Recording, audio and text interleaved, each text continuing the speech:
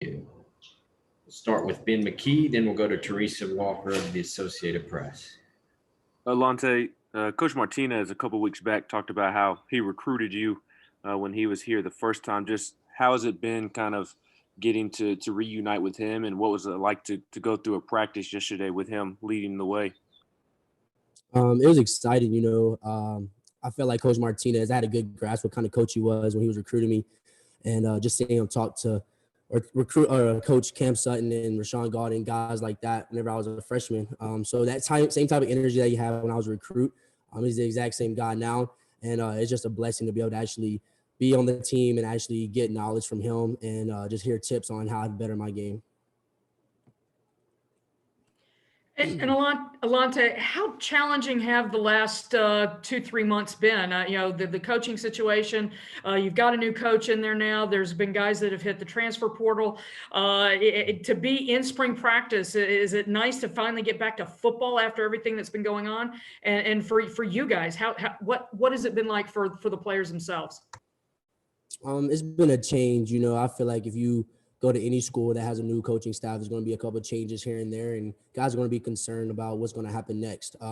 But as a leader on this team, we just made sure we held everyone together that was staying. And then the guys that left, we never dogged them out. We told them just do what's best for them. It feels good to be back on the practice field. We haven't played football since we played against Texas A&M, so it's been a very long time. But it feels good to be out there with those boys and be with this new coaching staff and just be able to grasp how things are supposed to be ran with this coaching staff than how they were last year. So it feels pretty good. David Ubben, then David Pascal. Yeah, Alontae, on the guys that have left, what has it been like to see the large number of guys that have left the program, and why do you feel like you guys have seen that happen? I mean, kind of like what I said earlier, when there's a coaching staff changing, a lot of people are going to go their own different ways, whatever they feel is best for them. I kind of talked to everyone who did leave, and I just told them, we don't have anything against those boys. I want them to be happy where they are, right? So we didn't know what was going to happen here, and I talked to those boys here and there, and they're happy where they are now. And I just tell them boys just work, and I'm just keep cheering them on. Sorry. There's still a few players still in the portal trying to figure out where they're going to go. Obviously, namely Quavaris and Henry. In the event those guys chose to come back, how would you feel like the team would feel about that? We love those boys. We've been to war with those boys. We've practiced with those boys. We've been winning games with those boys. I talk to Crouch and I talk to Henry almost every other day now, and if they were to decide to come back, we'll welcome with open arms. But we have guys who are working hard now for us here for the linebacker room. And I have a lot of faith in those guys. And, like I said, if they would like to come back, we'll open it with open arms. But the guys who are here, they're working really hard, and, we're looking promising there. Alontae is kind of a follow-up of what you've just been asked. Did you ever consider leaving early? Did you ever consider the transfer portal, and why did you stay?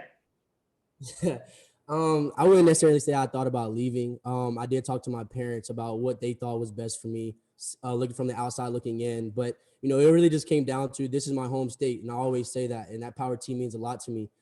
So whoever the new coaching staff was going to be, I was going to make sure that I stayed here as a leader as well. And I just kept the guys who wanted to stay here, keep those guys positive, and know that, we had good things coming for us. And we shouldn't all just run from it, and we should just stay here as a group.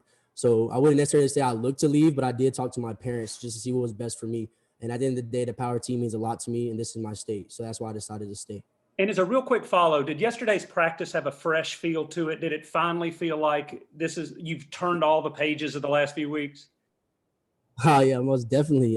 We had so much fun yesterday, man. It's a little different here and there, but everyone's energy on the offense and on the defense, and also with the special teams, it was just a vibe for us. Being able to start spring ball, like I said, we haven't played football since Texas A&M.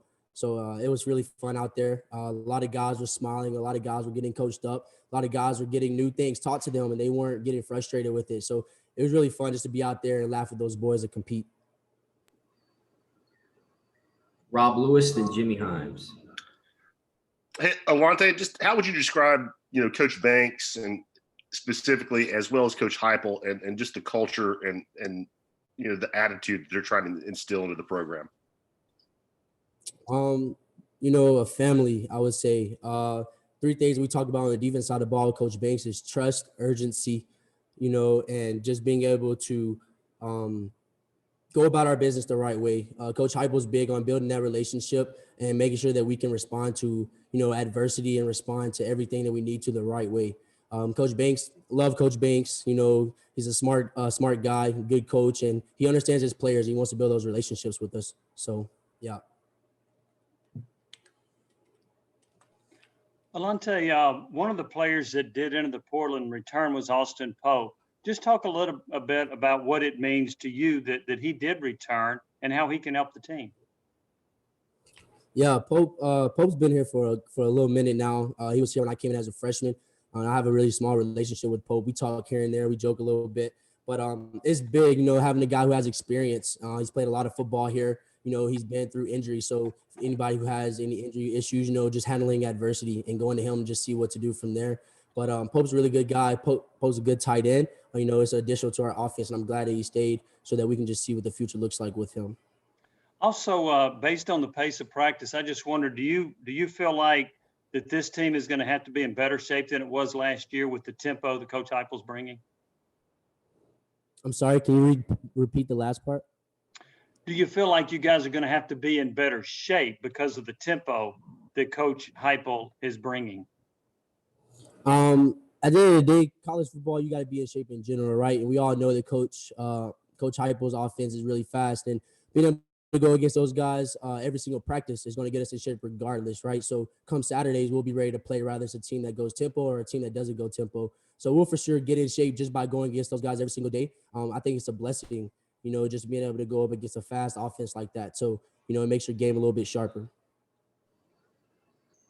Mike Wilson and Patrick Brown. Yeah, Alontae, at what point this offseason or even before did you start realizing this was a team that you were probably going to be a key leader on? I feel like I could be a key leader on this team my freshman year, actually, when I had my first start. And then seeing just how those guys came up to me and was telling me, positive things because, it wasn't my best game. I feel like that was a time where I could step up into that leadership role. And just seeing how the guys revolved around me and then trusting in me as far as my attitude and how I carried myself each and every day was a time when I was like, okay, Alontae, like these guys do look up to you no matter if you are a freshman. I feel like that was the first point in time when I did. And then really this offseason, when all the changes happened with the coaching staff changing, a lot of guys came up to me and were just kind of seeing where my mindset was with everything. And then at that point, I was like, okay, Alontae, like you really are a leader on this team. So it's like, what do you do next? So I just prayed about it. I just stayed true to myself. And like I said, power team means a lot to me. So I try to keep as many guys as I could here. And you've had a lot of off the field experience with leadership councils, events like that. What have maybe been the one or two most meaningful experiences you've had in that respect? I got to be a part of a thing it's called Vol Leaders. It's a full year class that you take, just learn different leadership skills. We find out ways to how we can correlate with sports and just make people come closer together. That was for sure one of them. And then just being a part of the SEC Football Leadership Council and getting to go to that meeting in Birmingham before COVID happened and just talking to different guys around the SEC and seeing their thoughts and things like that. Probably the main two things I feel like. Hey, Alontae, I think between the time Coach Pruitt was let go and Coach Heupel was hired, Danny White, the new AD, came in and met with you guys and kind of wanted some of y'all's feedback as players on what you guys wanted a new coach. You remember what some of those things were that you guys expressed to him? And have you seen some of those things in Coach Heupel so far in the couple months he's been here? I feel like the number one thing we wanted to make sure we honed in on was a coach that was going to hold everyone accountable. Our last coach did the exact same thing. We held everyone accountable, but we wanted to make sure that the new coach that came in, kind of kept that same thing going and just held everyone accountable. That was the number one thing that we wanted to look for in our new head coach. And just by doing that, we do hold each other accountable now. And it's actually one of our values on our team now. And us as leaders in our leadership council group that we have here, we just make sure we hold everyone accountable so that we can get everything done. The best ability is accountability. So. Trey Wallace, then Eric Kane. Hey, Alontae, during the SEC basketball tournament, Greg Sankey actually brought up your name and talked about how you guys got the season done by you saying, you'll test every single day as long as we can play on Saturday. To you, what was it like going through last season and to be called out by the commissioner like that? What does that mean to you? It means a lot. It is a true blessing. Mr. Sankey is an awesome guy. I'm just glad that I got to meet him in person. Like I said, down there in Birmingham in our meeting. But at the end of the day, we all want to play football, and whatever it took for us to play football, I wanted to let it be known that us as SEC players and guys on the SEC Football Leadership Council, we were willing to get tested every single day if that's what it took for us to play football. At the end of the day, we wanted to make sure that we didn't let the whole world change us by going home on lockdown, having to do virtual meetings on Zoom and things like that. The fact that we got to come back and we actually got to play football and get tested whenever we needed to get tested so we could play football is dope. And shout out to Coach, not Coach, but shout out to Mr. Sankey for just trusting in us and believing in us and doing everything that he could so that we could play football. Hey, Alontae, what did you think about Bryce Thompson declaring for the NFL draft a couple months ago when he did? And did you guys maybe have any conversations about that before he declared? And what's been the relationship between you two and since the process for him has begun? Yeah, Bryce is my guy, man. I love Bryce to death. Right, actually, the last minute of the game against Texas A&M, he came up to me. He kind of shared a little tears. And he was just saying like this was his last game and that he enjoyed playing with me and that he just gonna continue to look at us and just make sure that we're doing right here. But just see the guy yesterday and see what he did in his pro day, conversating with him. I'm very proud of him, and I tell him every time I see him like, you're one step closer. So Bryce is my guy. I hate that we kind of parted ways now, but I wish him the best, and I'm looking forward to what he does in the future.